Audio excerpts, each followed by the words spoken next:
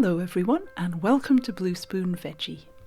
Although there are lots of ready-to-bake canapé and party nibbles available in the shops, sometimes you just want to make up a little something at home from scratch. So I have 5 simple, low-effort ideas for you to serve up during the festive season or at any time. They'll still work.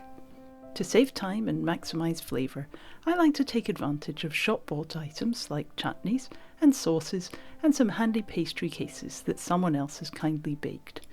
Add some tasty cheeses and a couple of other ingredients and you'll hopefully feel happy and relaxed about any entertaining or just indulgent snacking you might have planned.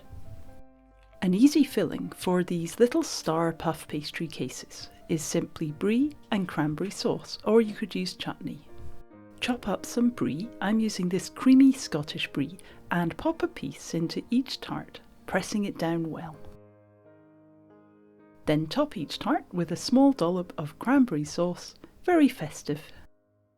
Bake following the instructions on the pack. These took 8 minutes at 150 degrees Celsius. They don't look very different, do they?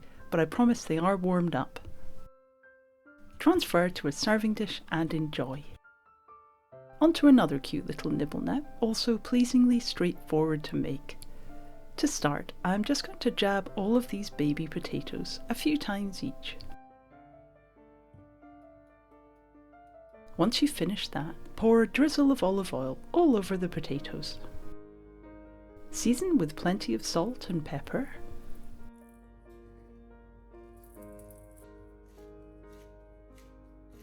Then give them a good shake around in the oil and seasonings.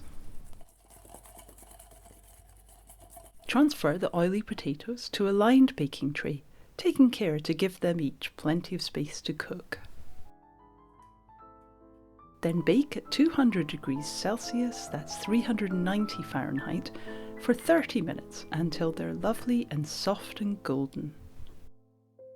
Let them cool for a couple of minutes, depending how heat resistant your hands are, and then we're going to slice a small wedge out of each potato.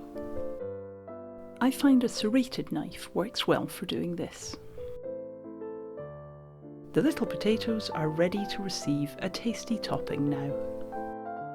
I encourage you to follow your creative instincts here, as pretty much any filling will make these into a really delicious nibble.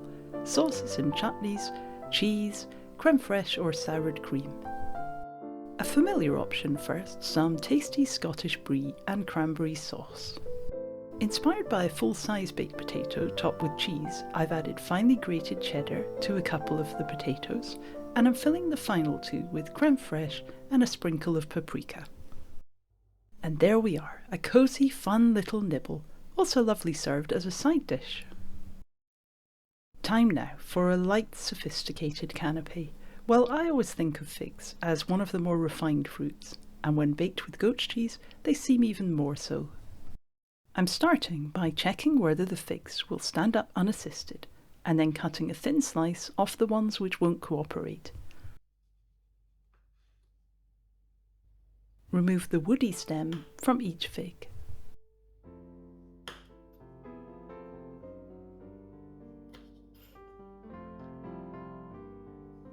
Next, cut across down to around halfway through each fig, being careful not to cut right the way through.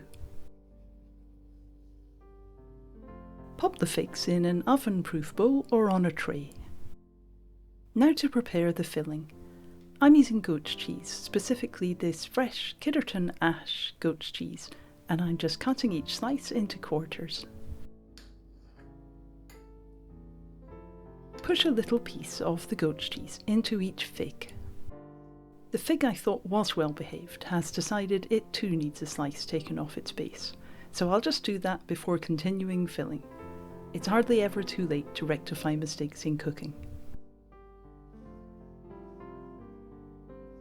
It turns out that figs are just a very rebellious, but sometimes self-righting little fruit.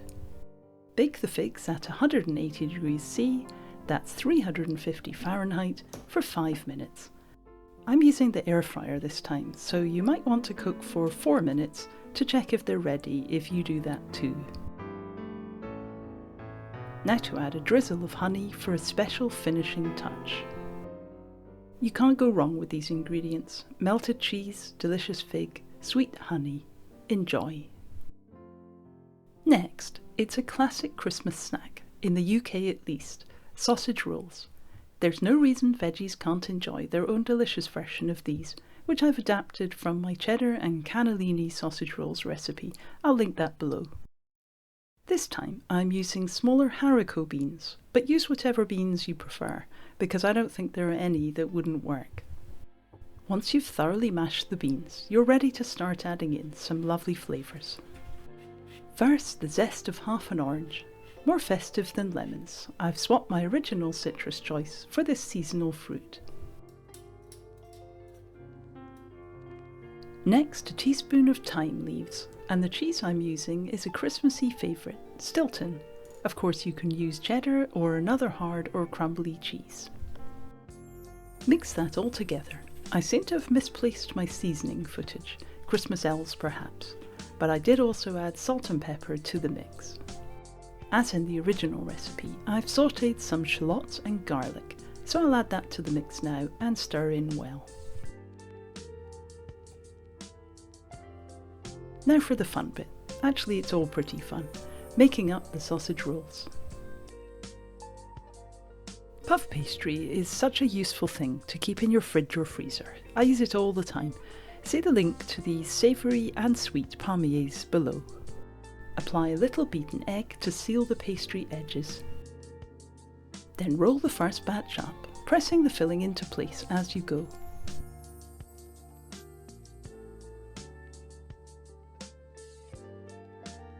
Now you've practiced, you'll be able to roll up the second batch in record time, making sure the edges are well sealed.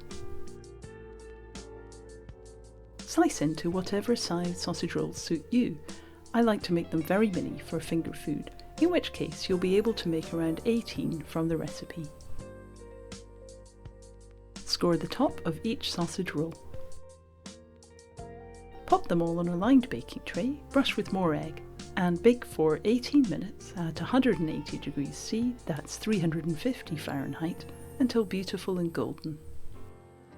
These won't last long, however you can freeze them either uncooked or cooked and then heat up whenever you like. You could try playing with the recipe yourself, varying the herbs and cheese. Just be sure not to make the mix too soft or it will escape from the sausage rolls. Now for a final easy canapé. There isn't even any cooking involved this time. Avocado cocktail tartlets. I've got these mini pastry tartlet cases and some mayonnaise and tomato ketchup. Add some seasoning.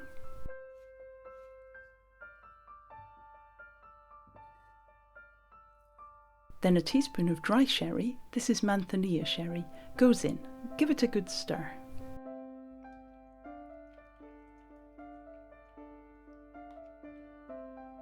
Next I'm going to add a few shakes of Tabasco.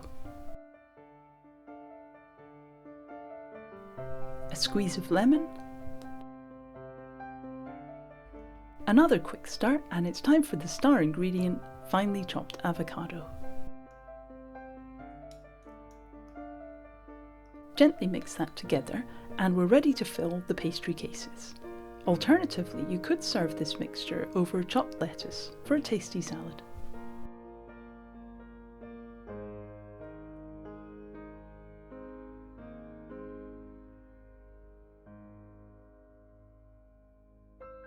For a pretty retro finish, sprinkle over a little paprika. There, rather clumsily but lovingly decorated tartlets.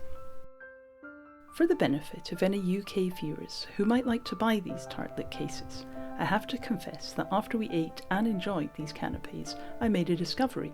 These tartlets are actually sweet.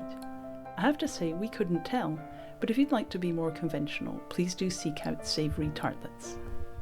Good luck with any entertaining you have planned, and prepare the food that you enjoy making. Keep life simple, and remember to take care of yourself too when taking care of others. See you again soon for more recipes from Blue Spoon Veggie.